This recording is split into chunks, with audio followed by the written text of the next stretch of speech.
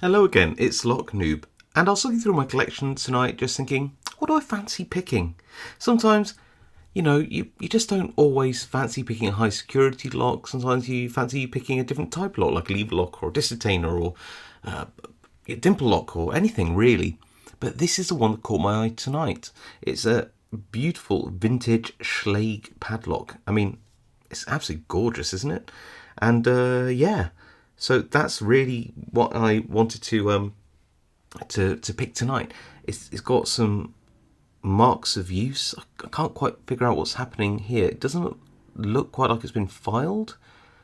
Maybe it has. I don't know. Maybe it's where a chain was wearing or a hasp or something. I'm not entirely sure. It's definitely had a life. Definitely been used. And when I took it apart, it was really greasy. You can probably see smudges all over me. But that's the fun of these locks. It works really well, actually, all things considered. And the key has those lovely signs of wear. Not bad bitting for a Schlage. Classic key there. Clearly part of a suite of locks or belonging to a company. Just a really, really nice old American lock. Right, let me go find my pick kit and some disassembly gear, and then we'll get picking. Okay, so we're in the vise. There's the key, and it looks like I'm going to do two different types of tensioning. I'm not. This tension tool is just going to go in as a bit of a spacer because these Schlage keyways, I just find it annoying really. They just slip off the pins. Peterson gem, 18 thousandths. That's good enough to kind of go up past the warding and top of the keyway tension all at the same time. So there we go. Now I think this has all. That's 3, and you hear that click. That was a standard pin in there for sure. That's 3 all the way to the top, 2 there, touch on 1. All felt like tiny movements, all very standard pins, no security pins at all. Just have a look through. Pin 2, click. That was 4.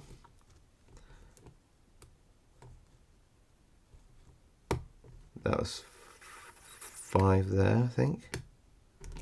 Back through. 2 all the way to the top. These all feel like standard pins, but they're a bit sticky. It's probably age. I know how they feel, and touch on 1 and we are open.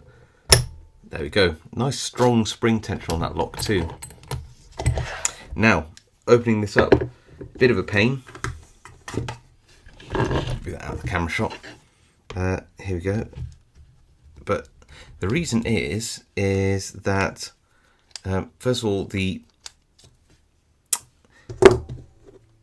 shackle pull gets in the way, and you can sort of mitigate that by holding the lock open with the key awkwardly. Once we've got this undone, which I think it's undone, then this whole thing's actually sprung. There you go, which really confused me the first time I did this. There we go. So put that bit there. That is like a look. I'll show you. It's like it's a really shush you, a very thick sprung piece of brass. Which when you're pulling it out, you're like, have I done something wrong? But no, you haven't. Take that key out. I'll leave the key in. No, take the key out for a minute. Very greasy, but that's fine. We don't mind a bit of grease. Just put a short hook in there and undo the back of the lock. There we go. That is like like that. Take that spring out like that, and the oh no, it is there. I like to take them out just because they tend to, if you don't take them out, get lost everywhere. So come here, you. There we go. And then a follower. That should do. Key and shim. Turn it slightly away from me. Oh, that's interesting. it doesn't turn both ways. So I wonder if I can actually undo this. We'll see. We'll see. Well, yeah, it looks like I can. I wonder what's holding it, retaining it. I'm going to get a shim just in case. Pop that in. And then follow it.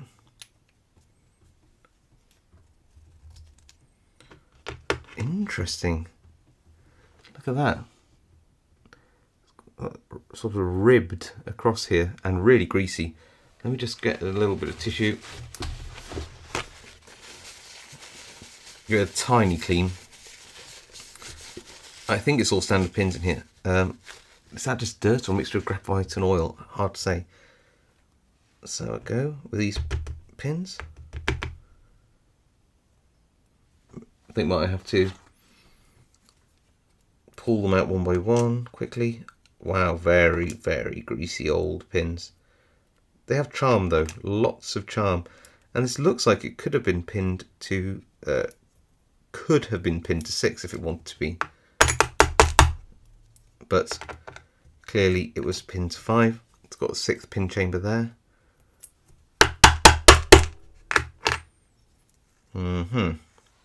Or I'll get a short hook up in there and push it out. There we go.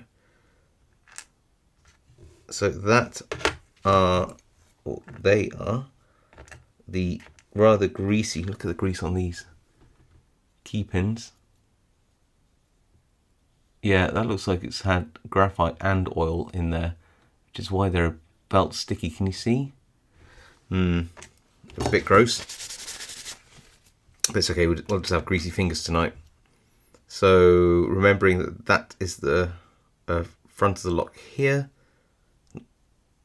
I'm not sure if it makes too much of a difference, but we'll keep it there anyway.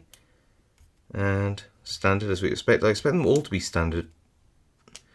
And the difficulty in picking is just dirt and age. It's a beautiful lock though.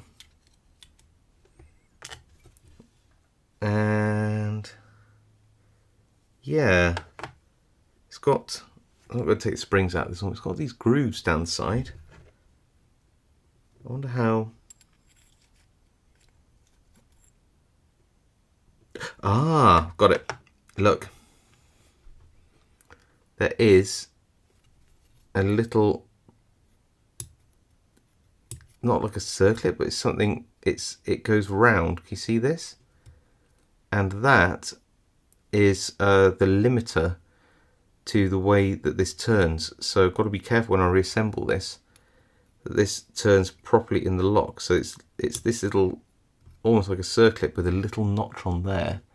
That notch must engage with one of these runners down the center of the lock, which means that you can reverse this, I guess, but that's the front.